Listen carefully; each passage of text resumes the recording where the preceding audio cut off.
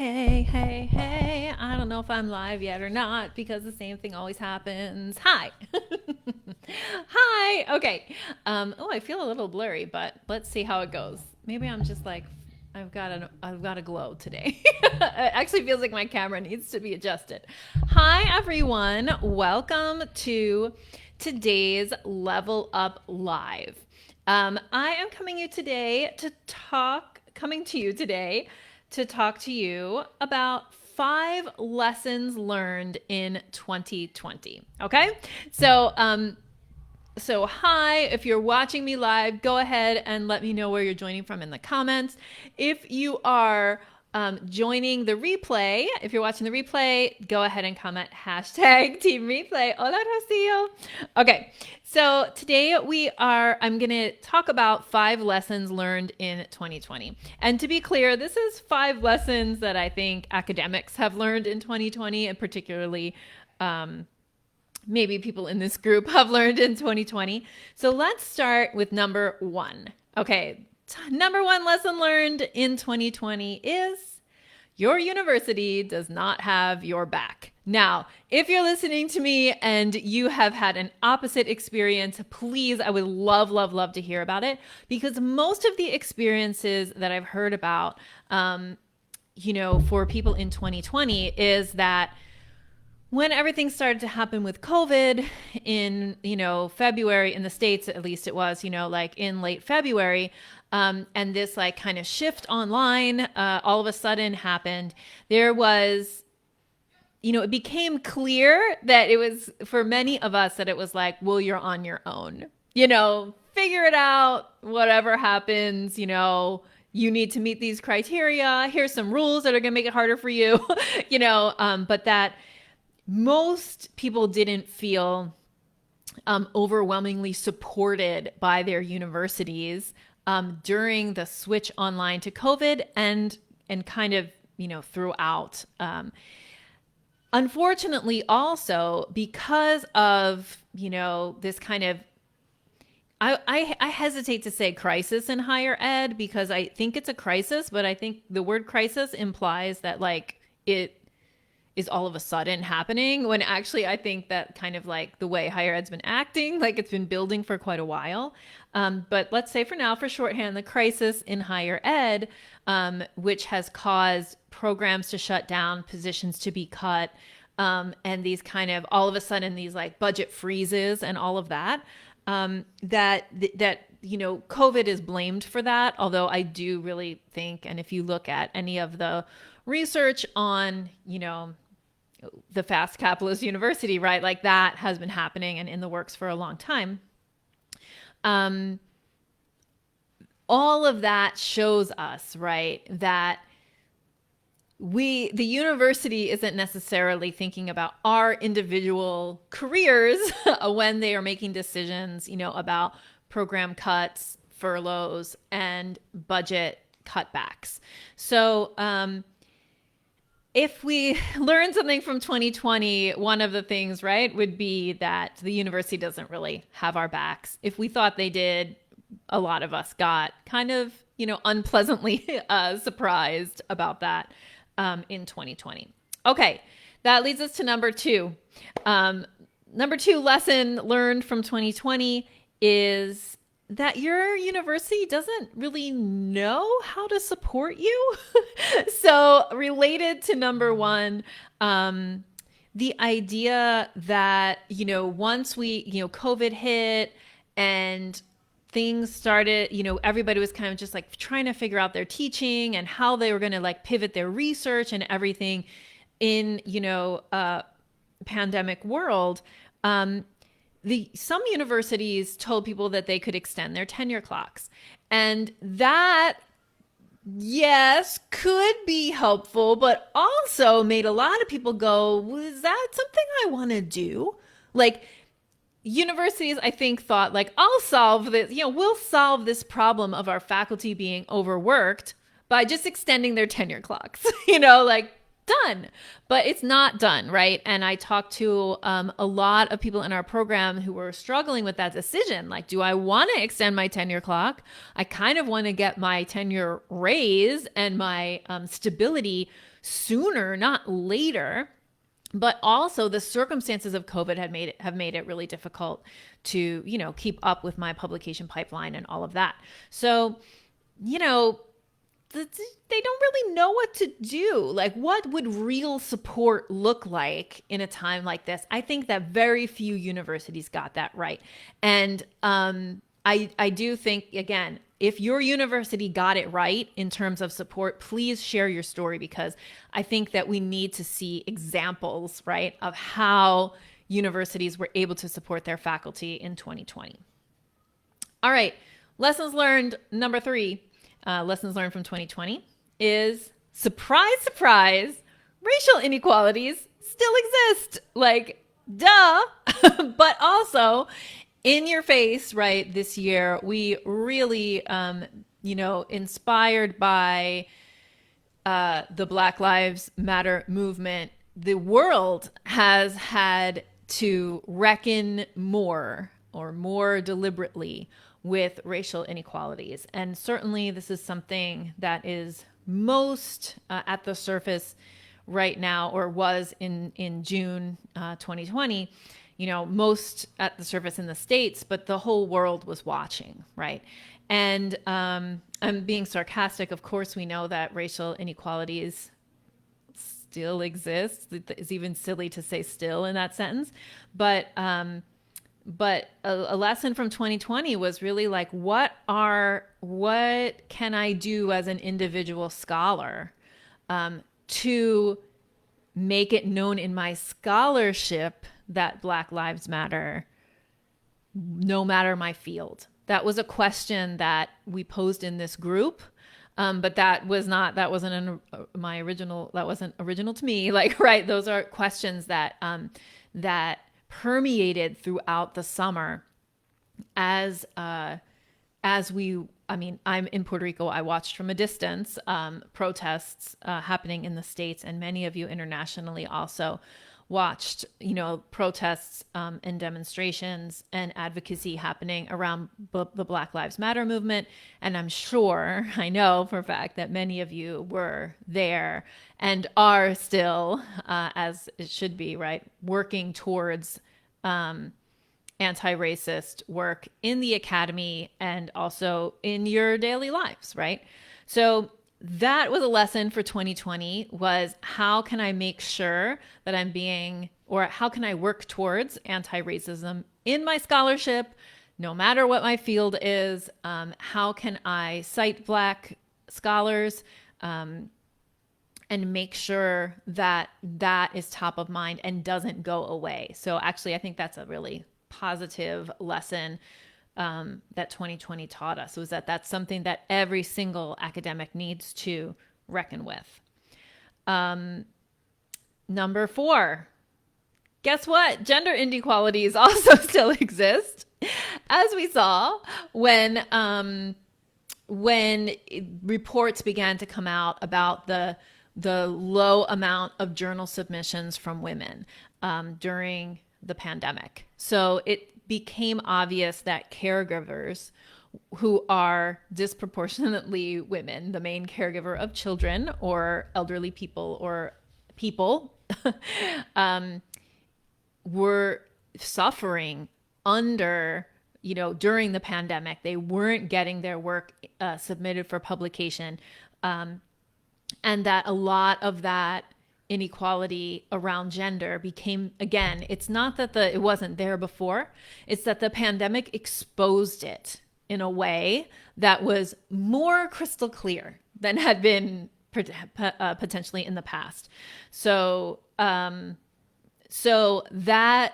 it was very clear that that women who were taking care of small children particularly suffered during the pandemic, although, in terms of their research productivity.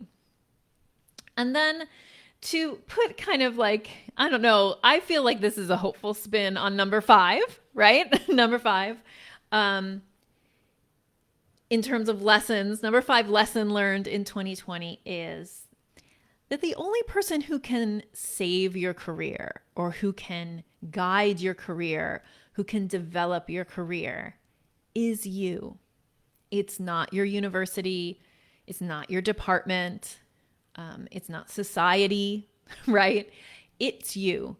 And as we got, as some things about our workplace life, were exposed by all of the tragedies of 2020, it became increasingly clear that the person who needs to figure out how to get support is you, right? Like the individual person. Because when it comes to budget cuts, when it comes to inequalities and inequities, inequalities and inequities in the system, all of this was like just way more in our faces in 2020, for some of us than it had been in the past. So again, getting to number 5, the person who can control your career and save your career if in jeopardy is you. So because of that, I actually think, and I've been emailing and I'm going to be talking about this on the podcast, I'm going to be talking about it more in these Level Up Lives, that what 2020, if we want to take a positive spin on 2020, what we have the opportunity to do now is to remake ourselves inside of academia in a different way than before. So just as a lot of people have said, oh, there'll never be a back to normal, like a COVID back to normal, right? Like a post-COVID back to normal. There'll never be a post-COVID, right? Like that kind of idea. I think like we need to take that one step further and say there's never going to be, there's no going back, right? To like pre-2020 in terms of what we should tolerate in our careers, how we should put boundaries around our time, and how we can really take, the best lesson from 2020, which is that you need to invest in you. Don't wait for your university to, invest in you or to support you. Look for ways to get support, right? Connect with people so that you can be supported, because our universities aren't going to do that for us. They don't even know how. It got very clear that universities don't even know what to possibly do to support faculty, and let alone to support students, right? There's much confusion and much ineptitude in a lot of ways. Although again, like there are, and I love to hear about places that are doing it well, So what I want to do to kind of finish off my little Level Up Live today, and I see that Mona has a question, I'll get to it in a second in the chat, is to say that if you are ready to launch into 2021 with hopefulness and with change, right? Like I think another lesson, a bonus lesson, number 6 from 2021 is that things need to change, right? If the Black Lives Matter movement didn't make that obvious, like that's been obvious for a long time. It got more, it's all just more at the surface in 2020. And I think that that in 2021, we have a great opportunity to remake our careers and remake ourselves as scholars and academics in a way that makes sense for us, that is honoring our identities and is honoring the people who we serve through our research and the people who we teach. And in order to do that, I want to let you know that we are going to be opening the doors for our Navigate program for just 5 days between Black Friday and Cyber Monday. And the reason we're doing this, we usually only enroll in the summer. The reason we're doing it now is to support people into 2021. We are nicknaming this cohort the Phoenix cohort because what we're trying to accomplish in the Navigate course with this cohort that will form at the end of November is a Phoenix rising into 2021. We want to get a group of people together who want to remake their careers. And what I mean by remake your career is, I mean, you use writing as the entry point into creating the career that you want. So instead of reacting to what your university tells you, instead of reacting to kind of like your like demands put on your time by other people, that you're driving your career. And we know that writing is key. If you can get writing at the center of your career, you can make that drive everything else, and you'll be a better teacher. You'll do better service, and you will be a better scholar if that is true. And that's what Navigate is about. I want everybody to know that Navigate is a course that used to be called the Writing Roadmap. That's the subtitle of the course now. And it is being completely remade for this cohort. So I'm right now in the process of re-recording it completely. There's a whole new set of supportive bonuses that are going to help you make time to do the course, and do so many other things. There's a lot of goodness in this new version of Navigate. And if you're already in Navigate or the Writing Roadmap, you will get the new version as soon as we release it on Black Friday. If you want to be on the list to see what the new curriculum looks like, then I encourage you to click on the link in the description of this video. It's kathymazak.com/navigate-waitlist. Go ahead, get on the wait list, because you're all going to be the first ones to see the new curriculum, how we're reimagining this curriculum, remaking this curriculum for 2020, which will, and see if it would be a good fit for you to become part of the #Phoenix cohort of Navigate. So, I'm going to just read Mona's, Mona, if you're still on. It says, Mona said, regarding the tenure extension, there was a question in another group about how are universities changing review processes to address the pandemic. There wasn't much shared, unfortunately, and I'm curious whether you've heard of support approaches beyond tenure extension. Mona, I haven't. And that is the problem. That's what I meant by lesson number 2, which is that your university doesn't really know how to support you, because what may happen with a tenure extension, right, is that you might have some people take a tenure extension because they got sick from COVID. They had to take care of their small children because all of a sudden the kids were home, right, because of online school, or they had to deal with a family member, had to take care of a family member, or just like, they lost access to resources because they had to be doing their careers from home. They had to, like, I have a client who was in speech and hearing pathology, and her work is like watches people coughing. Like that's like one of the things that she does in her lab. She can't do that. She can't bring people into the lab and look closely at their mouths.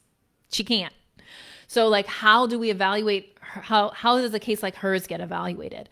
And the problem is that we don't know, and that very few places have been able to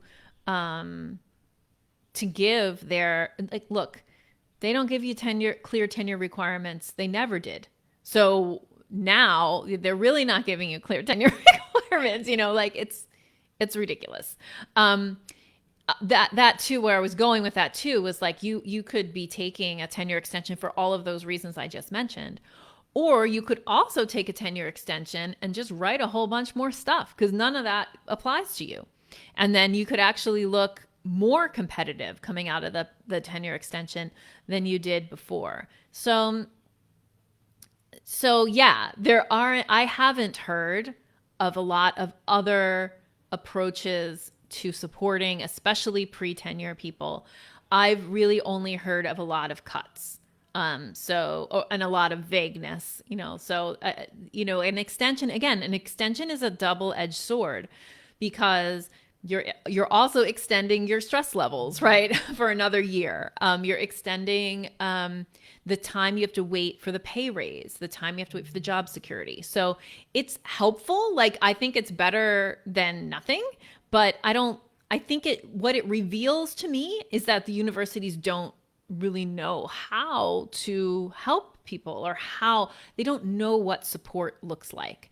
And that's something that we are really concerned about when we work with clients, because what we're trying to do is provide, you know, our clients with the support that they aren't getting in other places. And through especially our Amplify and Elevate programs, but also with our Navigate and Momentum programs, like, we're really trying to find ways to support academics and their writing so that those people can use their writing to take control of their careers, which is what all of my programs are about. It's not, like, we have to do it from the outside, because it's like people don't know they don't even know what support looks like on the inside. Getting assigned a mentor who you never meet with is not support. Getting a tenure extension might be support. It might not be support. But what Mona's point here, how is the review process going to address the pandemic? Like, how are you going to evaluate somebody who, goes up for tenure, and whose production went down because of all the other things going on in her life, versus somebody who goes up for tenure and their production actually went up because the circumstances favored that person and they didn't favor this other. This is kind of always true, right? But also especially because COVID kind of, everybody has to deal with it. It's a little different, in that case. So anyway, I hope that, or let me know if any of these 5 lessons from 2020 resonated with you. I think we have a great opportunity in 2021, and actually in the rest of 2020, to turn towards hopefulness, and turn towards change, and turn towards advocacy, self-advocacy, and agency, and really think about how we're gonna change ourselves to create something new in 2021, be someone new in 2021, remake ourselves, because in the remaking and all of this individual remaking, the big impact we have is the remaking of the academy. And that's what I really want to see. All right. Have a great day. Bye.